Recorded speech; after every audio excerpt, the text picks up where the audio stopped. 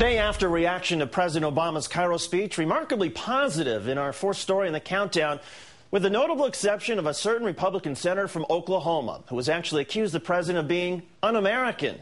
Senator James Inhofe, Republican of Oklahoma, told a local newspaper that the president's speech was, quote unquote, un-American because he referred to the war in Iraq as a war of choice. The senator added, quote, "I just don't know whose side he's on."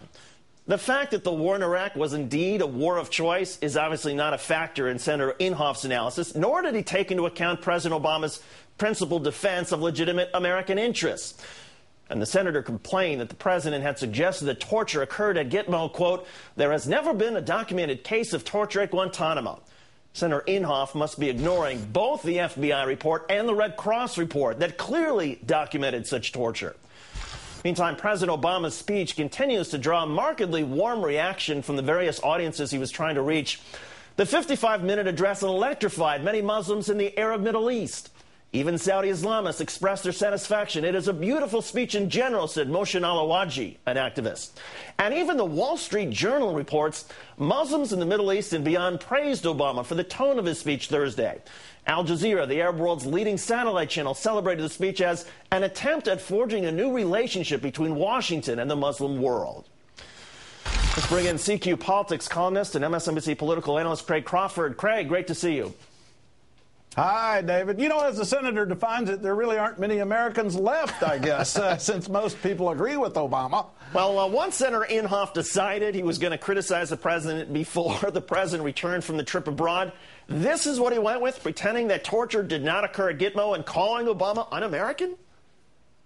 Well, you know, Senator Inhofe is a very proud, contrarian conservative who loves to hurl this stuff out there. He keeps a framed certificate in his office from an interest group that once proclaimed him the most conservative senator in America. And so he's proud of this stuff. And, you know, he loves to shoot from the hip. I'm surprised he doesn't have a holster permanently surgically attached to his hip. Is there something else going on here, though? I mean, a knee-jerk reaction that when President Obama says anything to bridge the divide with other nations, some critics take that as an affront to America.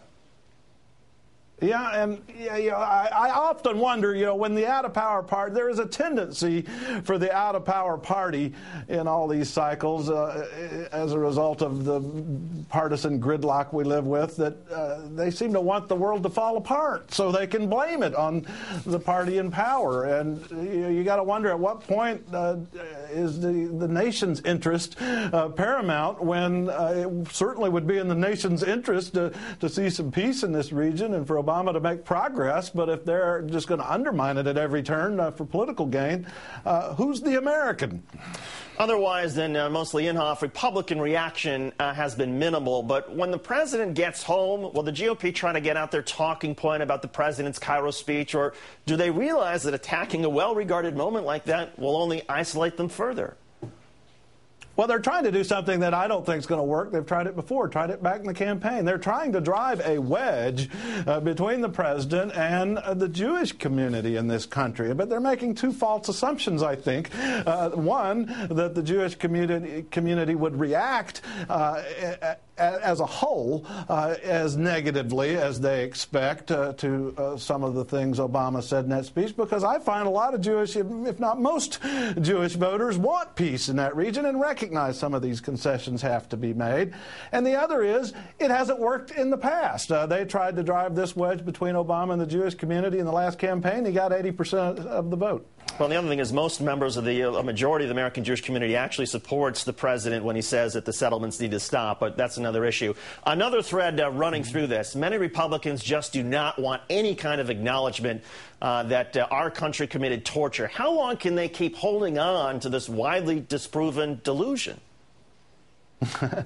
Well, as long as they redefine it as not being torture, as long as they insist on defining torture in ways that is different from what the FBI and the Red Cross and most everyone else defines it, they can think that forever. You know, David, it reminds me of a friend of mine whose father, once taught him to bait the hook with these little shiners, these little fish that made him squeamish to stick the hook in there, and his father told him, "Oh, they like it.